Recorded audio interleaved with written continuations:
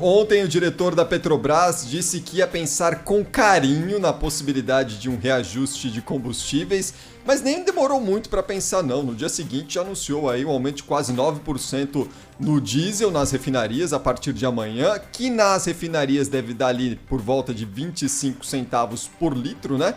O diesel que já não tá nada barato, assim como a gasolina, assim como o etanol, assim como o gás natural, o gás natural veicular, né? Tá baratinho. Então, aumenta mais um pouquinho pro nosso bolso, Cláudio. Pois é, ontem a gente assistiu o diretor da Petrobras fazer essa declaração, né, de uma arrogância impressionante, né, quase inacreditável, né, não conhecêssemos todos do que é capaz a tecnocracia no Brasil. Um tecnocrata se exibindo, né, ali para o país e mostrando toda a sua empáfia. Ele chega lá e diz, olha, ao contrário basicamente isso, estão reclamando? Pois vai ter mais, né? Vai ter mais, estamos examinando com carinho, ele disse, né? Novos aumentos no preço dos combustíveis. E aí, o que eu esperava, o que muitos brasileiros esperavam, é que esse sujeito amanhecesse demitido, né? Porque quem faz uma declaração como essa, um tanto quanto cínica, que resvala ali no deboche com relação às pessoas, e estamos falando de pessoas como os taxistas, os motoristas de aplicativo, os pequenos transportadores, aquelas pessoas que se endividam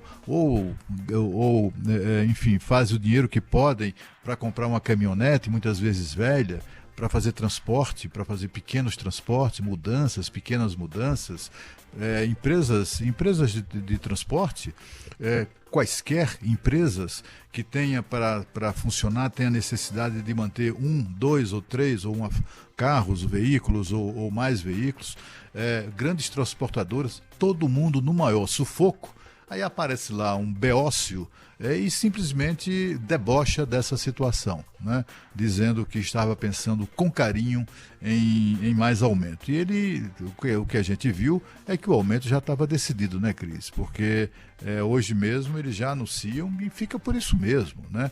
E esse aumento aí, esse anúncio que foi feito hoje é um claro desafio aos caminhoneiros, né?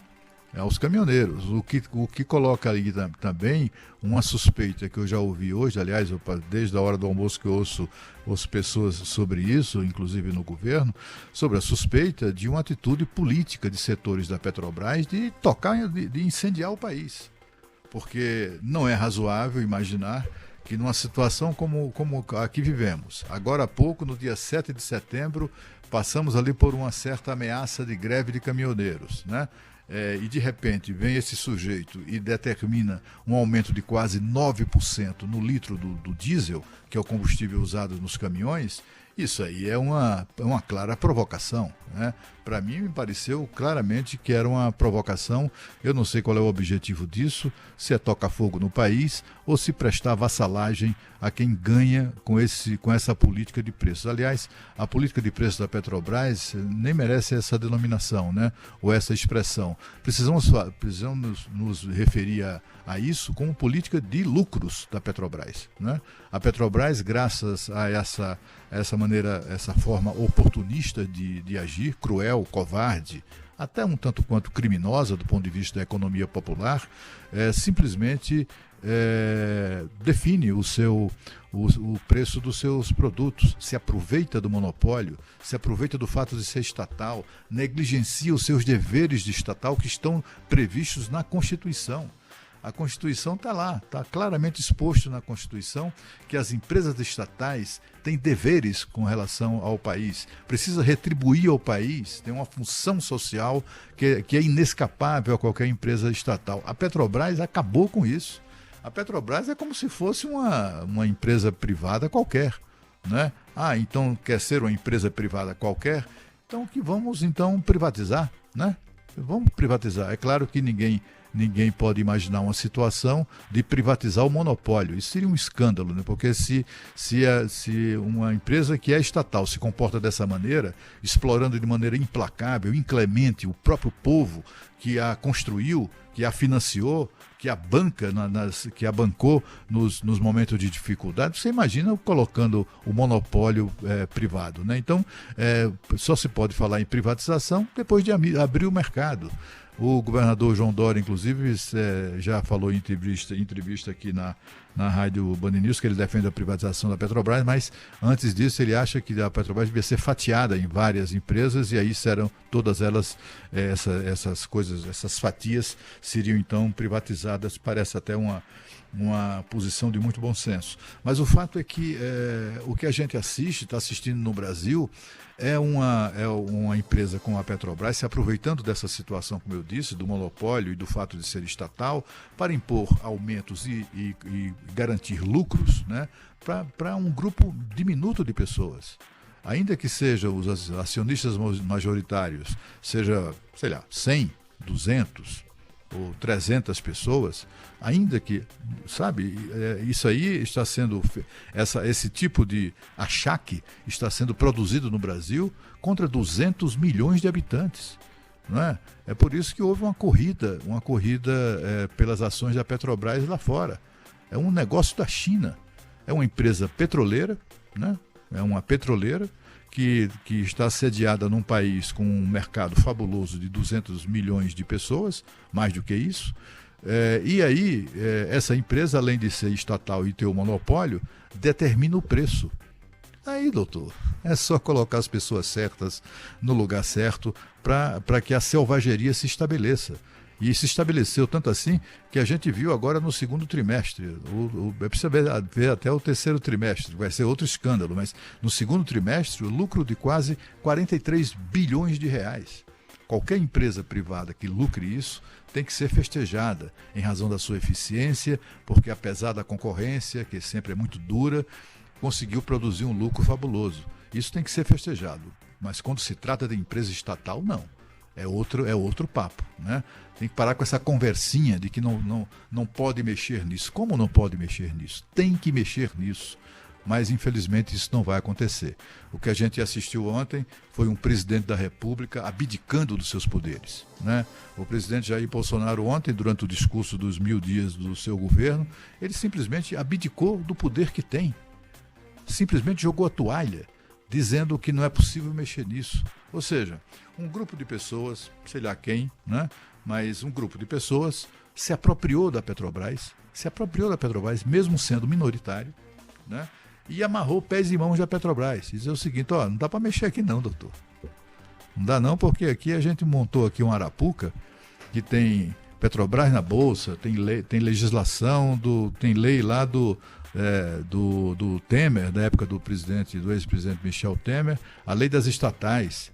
E aí você começa a conectar as coisas. Essa política de preços, política de lucros da Petrobras começou no governo Temer, o mesmo governo que legou ao país a lei das estatais. É tudo muito conectado. Mas o fato é que o país está à mercê, está prisioneiro, né? O país está refém disso aí, de uma empresa estatal, né? Que tem 40% das suas ações sob controle estrangeiro e ditando os preços dessa maneira, de uma maneira absolutamente selvagem. E o pior é que eles dizem que o preço do combustível no Brasil está defasado. Durma-se com um barulho desses. E fica claro que esse reajuste já estava definido, né, Cláudio, a partir inclusive da fala do presidente Jair Bolsonaro ontem, quando ele declarou que nada é tão ruim que não possa piorar, né, aqui no Brasil. E no caso ele estava citando a questão dos combustíveis. Hoje o presidente da Câmara falou sobre o assunto, ele criticou esse diretor da Petrobras, o Cláudio Mastella, né, que falou sobre estudar com carinho um aumento de preços nos combustíveis, e ele colocou ali alternativas que vão ser levadas à discussão amanhã no Colégio de Líderes na Câmara. O que a Câmara pode fazer ali para eventualmente atuar nessa questão dos preços dos combustíveis, Cláudio? Tem algumas propostas sobre a mesa, né? E uma delas é da unificação do ICMS sobre o combustível no país todo, né? a unificação permitiria, por lei federal, o passo seguinte, né? Que é a única saída que tem para essa situação, né? Que é o passo seguinte, qual seria? O de estabelecer no Brasil uma política de compensação sobre a qual falamos aqui já e que está em vigor em vários lugares, vários países do mundo. Começou no Reino Unido há 11 anos atrás e há 11 anos no Reino Unido o preço do combustível não sobe, não causa sobressaltos, né? Porque é um sistema de compensação que quando por razões, sei lá, de mercado, em razão do câmbio, etc., o preço do combustível sobe, aí o percentual do imposto cai.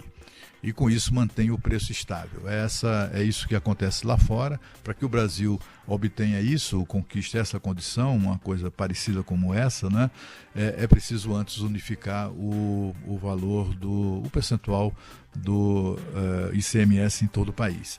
E há muita diferença, né? Há estados que cobram um pouco mais de 20% de ICMS e aos estados como o Rio de Janeiro, que cobra 34% de ICMS sobre o litro da gasolina.